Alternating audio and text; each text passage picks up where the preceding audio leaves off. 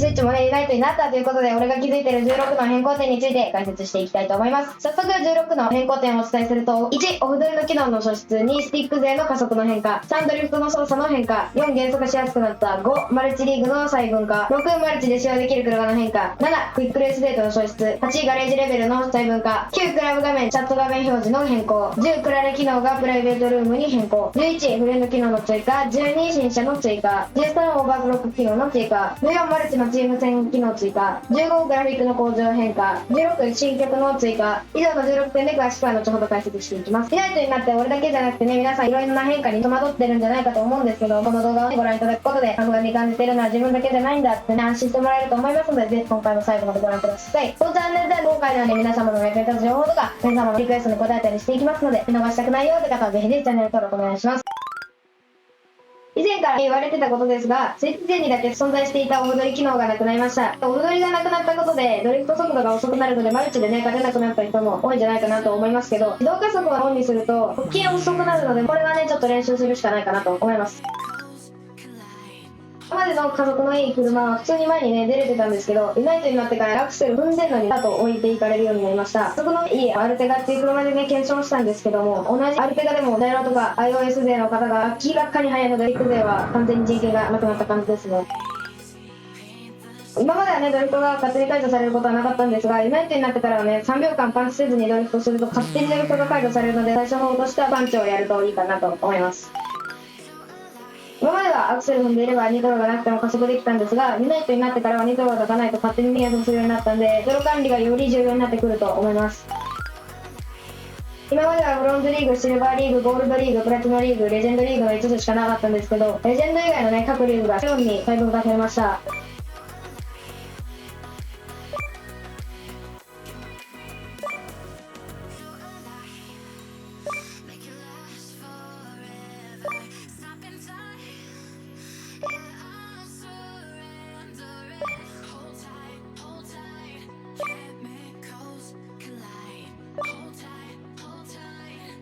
その影響でね、マルチで上のリーグに上がるのがめっちゃ大変になりました。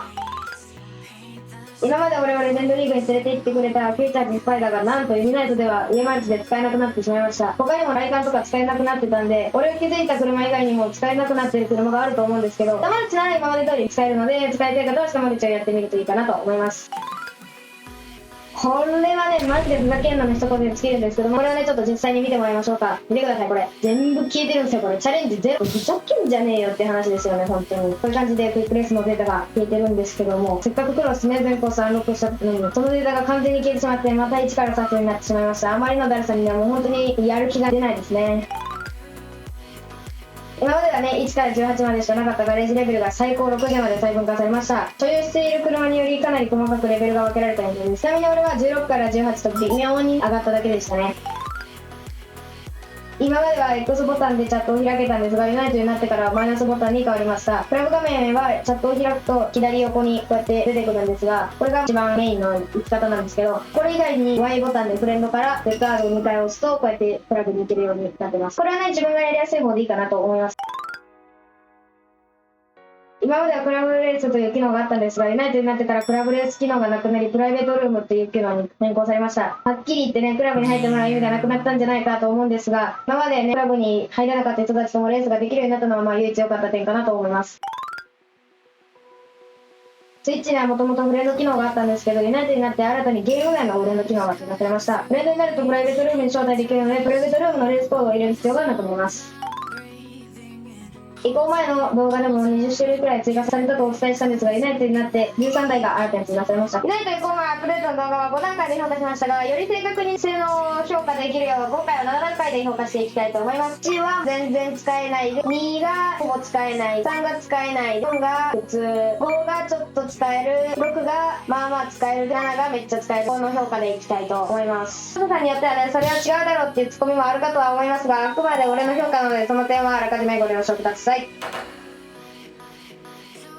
まずは1台目、ポルシェミッション R。こちらはちょっとハンドリングニトロ加速だけずば抜けてるので、これは4の普通かなっていう感じですね。1台目がフォーミュラ E ジェン2のアスファルトエディションですね。こちらはね、最高速が遅すぎて、それ以外がもうちょっと神ってるっていう感じですけど、最高速で多分だいぶ置いてかれるんじゃないかなと思うんで、これは俺的には5かなっていう感じですね。使えるっちゃ使えるかな。3台目がマセラティ MC20GX ですね。これはちょっと加速はまあまあって感じですけど、星3ぐらいの性能で言ったら4の普通かもしれないですね。以上3台が C クラスに追加されました。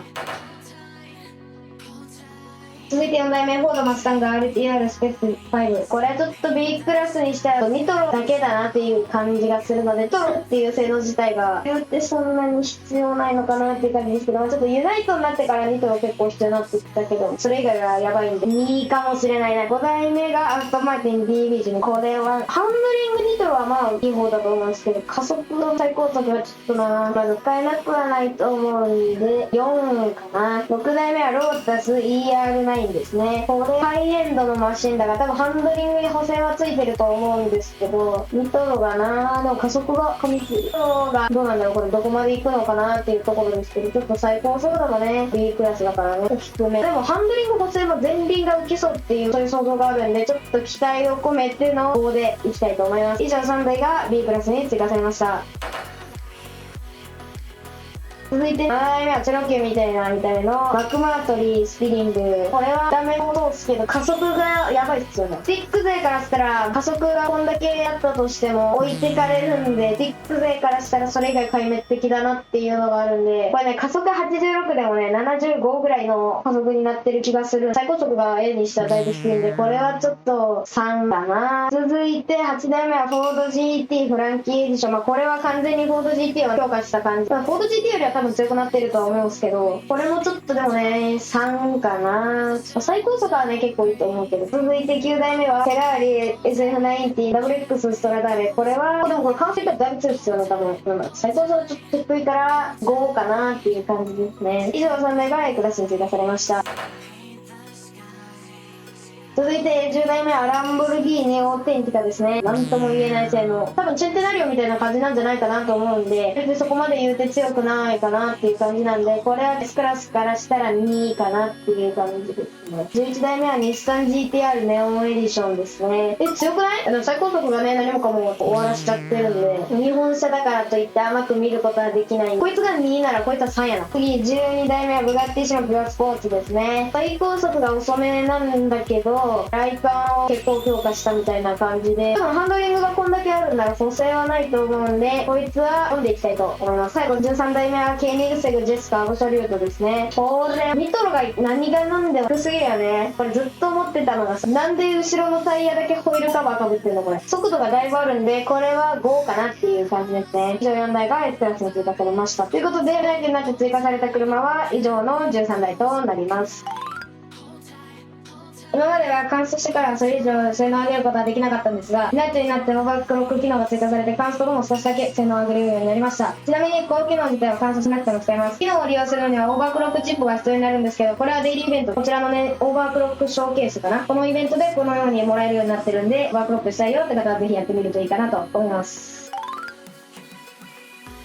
今まではマルチとシマルチしかなかったんですけど、ユナイテッドになってからチーム戦のマルチが追加されました。こちらですね。簡単に言えばね、鬼ごっこみたいなもので、警察、セキュリティチームと逃げ馬シンジケットチームに分かれた鬼ごっこをします。警察チームは逃げチームを5回ノックダウンしたら勝ち。逃げチームは制限時間以内に5回ノックダウンされないように逃げたら勝ちとなります。ちなみに警察チームは3人、逃げチームは5人でプレイできて、逃げチームには2機ライフがあって、ノックダウンされるだけでなく、コースアウトやクラッシュしてしまうとライフが減るので、ちょっと気をつけてください。チームのセキュリティ VS シンジケートっていうこのマルチに関して詳しく解説するのはまた別の動画でやるので、ぜひそちらもお楽しみにしてください。これに関してはね、動作が重いと感じている人も中にはいるみたいですけど、以前よりグラフィックがね、向上しました。で、演出とか効果音も変更されて、全体的には良くなったんじゃないかなとは思います。